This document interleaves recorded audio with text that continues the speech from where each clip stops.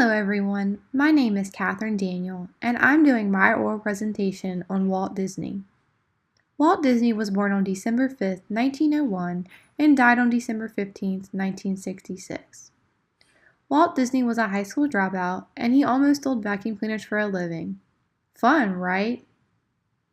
He learned how to draw by copying newspaper cartoons, which I thought was really cool since I'm a part of the newspaper here at the University of Lynchburg. The famous Mickey Mouse design was co-created by Walt Disney and UB Iwerks. Walt Disney's animation studio was first called Disney Brothers Studio. Mickey Mouse was originally voiced by Walt Disney.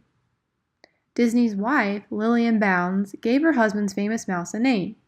Disney wanted to name his mouse Mortimer Mouse, but his wife said the name was too depressing for kids, so instead she offered the name Mickey. One of his famous quotes that I like and that I have on an Alex and Ani bracelet from Walt Disney World in Orlando, Florida is, "All our dreams can come true if we have the courage to pursue them." So now I want to talk to you about 10 works of Walt Disney. Oswald. Before Mickey, there was Oswald. Walt's first big hit was Oswald the Lucky Rabbit, but he sold the character to Universal in 1927. Mickey was created as a replacement to Oswald. Mickey Mouse is the second one I'm going to talk about. He was created in 1928, and Mickey Mouse is virtually synonymous with Walt Disney. Disney himself did the mouse's voice over till 1947 before being turned over to English voice actor Jimmy McDonald. Originally referred to as Mortimer Mouse, the name was changed to Mickey, which was thought to be a more marketable name. Mortimer later became Mickey's rival, vying for Minnie Mouse's affection. Alice in Wonderland, 1951. With its psychedelic elements, the movie also carries some of the darkest undertones Disney's universe. While we see Alice's imagination in Wonderland unfold, it goes from being fun and whimsical to sinister. That tension that childhood can be both wonderful and frightening is what makes Alice in Wonderland a classic. Cinderella, 1950. Cinderella is one of the first movies to push the Prince Charming exit's agenda. Based on the classic fairy tale, it's hard to not feel a swell of excitement when Cinderella's rags are turned into her dream gown after all the abuse she's dealt with. It gives hope that good people will ultimately be rewarded. Snow White and the Seven Dwarfs, 1937. It is the world's first full-length animated feature, and the first in the Disney animated canon. It is also the first one in English, the first one in Technicolor, and the first one ever made in the U.S. The Lion King, 1994.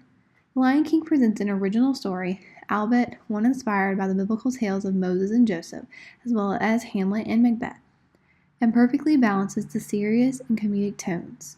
The Lion King may be the most enduring film in Disney's catalog. Beauty and the Beast, 1991. The characters are remarkably memorable. There's the heart-beating frailty of Belle's father and the lovable Cogsworth. Belle, meanwhile, has interests beyond men. The music is equally mesmerizing. Dumbo, 1941. A young circus elephant is born with the comical large ears and given the cruel nickname Dumbo. One day, at a show, he is taunted by a group of kids, inciting his mother into a rage that gets her locked up. After Dumbo's ears cause an accident that injures many of the other elephants, he's made to dress like a clown and perform dangerous stunts.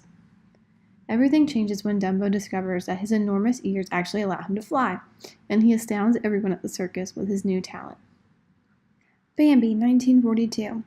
In this Disney classic, a young deer named Bambi joins his new friends, a rabbit named Thumper and a skunk named Flower, in exploring his forest home. As a boy, he learns from his doting mother and his father, the great prince of the forest, that there are the dangers in the open meadows where hunters can spot the animals, and he meets a beautiful young doe named Phelan. As Bambi grows up, he learns that there is a tragedy as well as beauty and joy in his first world, and on the path to adulthood. 101 Dalmatians, 1961. The story is based on Dodie Smith's own experience. Dodie Smith, the author who wrote the book that inspired the film, actually had 9 Dalmatians, one of which was named Pongo. She came up with the idea for her novel after one of her friends casually noted, "These dogs would make a lovely fur coat." Also, the birth of 15 puppies seen in the film actually happened in her own life. Artists used over 800 gallons of special paint, weighing 5 tons, while they were producing the film's animations and background. That's enough paint to cover about 15 football fields. Isn't that crazy, right? There has been a great significance in this artwork because there are now theme parks in Florida and California that have to do with all Disney stuff. People all over the world go to these theme parks. I went for my senior trip in high school, and I know that some of the classes here at the University of Lynchburg take a trip to Disney almost every year. This artwork is important because Walt Disney was one of the first people to master the art in the animation world. Well, here's the end of my presentation. I hope you enjoyed it. Thank you.